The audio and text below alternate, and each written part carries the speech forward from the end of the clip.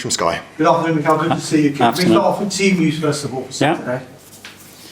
No real news, to be fair. The ones that are long term, they remained not available, and the rest, no other news. Ben White was obviously on the bench on Saturday. Do you think he's ready to start potentially? He's ready to play. Whether to start or not is a decision we'll make tomorrow, but he's certainly available now to be part of the group. A question on the Champions League. You've got PSV Eindhoven in the last 16. What's your reaction to it? Do you see it as a big opportunity to get to another quarter-final? Well, we played against them. They are a really good team. We know that. We have experienced it, and it will be very difficult, like any other Champions League result that we could have got, or any team. So we know what we are facing. When you are at this stage, every team is really, really good, and once the time comes, we'll be ready for it. Just on the title race, Mikel, you've seen Liverpool drop points in 2 of the last 3 games now. If you can beat West Ham, it's a 5-point gap ahead of their game against Manchester City. Is there a growing belief from you and your players that you can come back and claim this title? Well, we have to do our job, and it's going to be a tough one tomorrow against West Ham, and if we do that, obviously we'll be looking at that game on Sunday. But it's 13 games to go still a lot to play, and you can see how difficult it is for everybody to win football matches. So we really need to be there. I know you love watching those big games. Will you be glued to your TV on Sunday and hoping your friend Pep can do you a favour? I'm glued to tomorrow's game. That's what I'm glued, and my full focus is just there. Just generally though, when you do watch these other games, are you a good spectator? What does that mean? As in, do you just watch it and can you relax? Or no, relax, no. Especially when you are playing for these teams, you cannot relax. I relax watching games that don't interfere with our ability to win big trophies. This is the 3rd season now that you've been involved, and really involved in a title race in a row. What experiences do you think you can draw from what's happened in the past 2 seasons to maybe get you over the line this time? But the margins are so small, and everything counts. And we had numbers that any other Premier League title probably you could have won it, and we didn't. So that shows you the level and the difficulty of it. But the fact that we have experienced it obviously helps, because we know what it's going to take to do it. Just a final one from Mikel. I spoke to Mikel Merino yesterday, and he was saying that it might have been a good thing that he only knew on the morning of the game that he might be used up front. I'm guessing that you might have given him more of a warning this time ahead of this game. Have you? No. But not to him or to other players, and especially because I want the players when they're on that pitch that they are feeling what they are doing and they're taking the initiative, and I don't players that they are thinking about what if tomorrow I have to do certain things. That's why I did it. Thank you. Thanks so much. We'll go to Alice from the Premier League. Hi. That decision to play Merino as a makeshift striker against Leicester was labelled by some as an experiment that paid off. I just wonder, is that how you describe it too, or is there more to it than that? Well, if there's something that we haven't done or he hasn't done in his career is to try, it's called experiment, that's it then. And at the end, it's trying to fit the qualities that we have within the squad, within the players, to actually want to deliver. And what the game is requiring or the opposition is requiring, I would take it more into that aspect than the other one. But after, it has to work. If not, it's not the right call. Sure. Given you're essentially challenging for the title without a recognised striker now, are there any young forwards or perhaps hidden gems that you're paying particularly close attention to right now with a view to fast-tracking into the senior setup? Yes, we are obviously. Some other players are training with us now regularly, and they're in our system. They've been in our system for a while, but they've been very, very close, and obviously we might have to use them, and they look ready as well, which is a good thing. So is a situation like this an opportunity then for some? Yes, for sure. And it can appear in any moment, and I spoke about them, so they are ready for it. So West Ham up next week, of course, on Saturday. Many will be looking at this as an opportunity to put more pressure on Liverpool. Do you see it that way too? I see an opportunity for us to keep winning and to keep making our journey to the goal that we want at the end of the season, which is to win it. And that's the only thing that we can focus on. On wanting to win the league, of course. Since their defeat to Plymouth, Liverpool have won just one of their last 3 league games. They travel to Man City this weekend, as we know. All ifs and buts, of course, but if you beat West Ham and Liverpool lose, come Sunday night, the gap between you is 5 points, plus you have a game in hand. Just how big a weekend could this be in terms of the title race? Yeah, no, but ifs in football and in sport, I don't like them. Let's do what we have to do, and then the if comes, great, but let's make sure that what is in our hands, we do it. And that's what's in your hands. You yourselves are unbeaten in 15 league games. Given that form, do you sense the momentum kind of swinging back your way a little at just the right time? That's what we need, and that's a very important thing, because when your energy and your belief increases, results are behind you, performances are good, and everybody is having that shift in energy and belief. I think anything can happen. Thank you. Ian, TalkSport. Hi Miguel, how are you? Good, thank you. Can I ask, are you obsessed by winning the title now this season because you've gone close for the last 2 years? I'm obsessed of doing everything that I possibly can every single day to achieve it. That's my obsession. But, I mean, does it literally dominate your thinking from the minute you get up in the morning to when you go to bed at night? No. So you're not that obsessed by it? I'm very obsessed by the process of it. That one, yeah, it consumes my whole day. Yes, I guarantee you that. But it's the process, how you get there. The actual outcome, I cannot control it. So how much more difficult is it when you take on a team like West Ham, who most people would say if you played this game 10 times, Arsenal would be 9 of them, i.e. a game you should win. How much more difficult is your team talk to keep your team focused on? And I don't think that anybody's thinking that way, because we are very experienced in the Premier League and how difficult every opponent is. We have a history of what happened last year here at home against them. We have the history of what happened with Graham against us at the Emirates. So, very different feeling. And one on Mikel Merino. Last week, obviously, was it a gamble to put him on as a striker? It did pay off.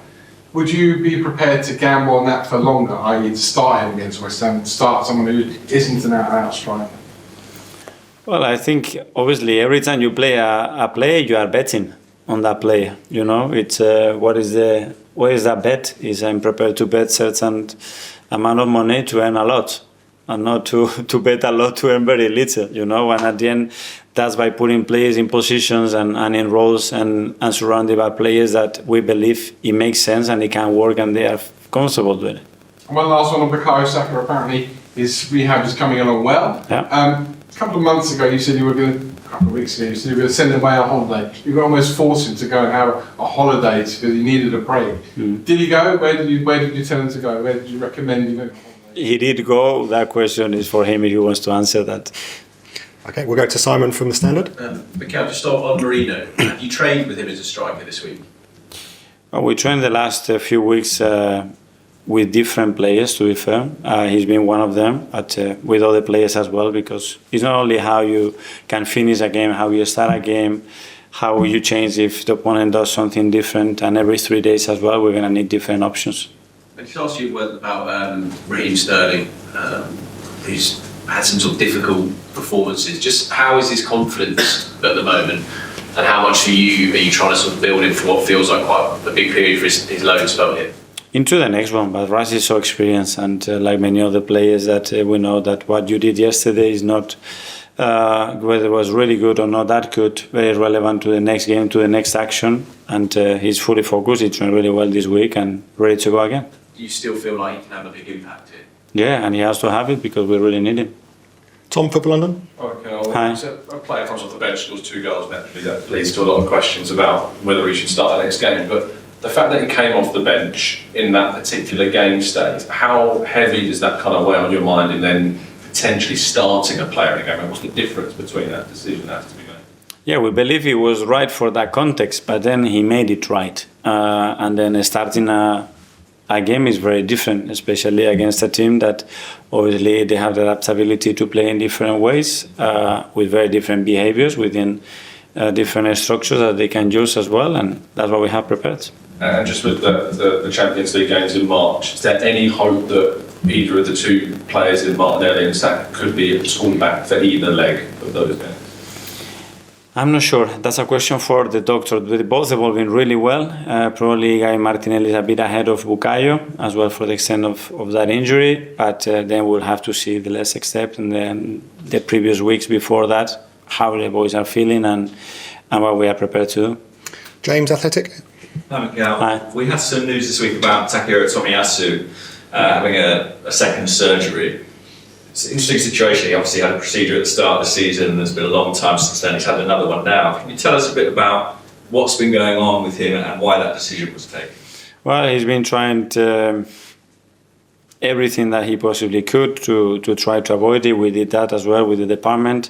But at some stage, then he wasn't reacting as good, as rapidly as we needed to. And between all parties, we decided the best thing to do was to have that surgery again. Unfortunately, it's going to keep him out for a long period again. And it's very sad because he's a player that he lives for the game. He is really, really keen to play and be consistent, and when he's at his level, is an incredible player for us.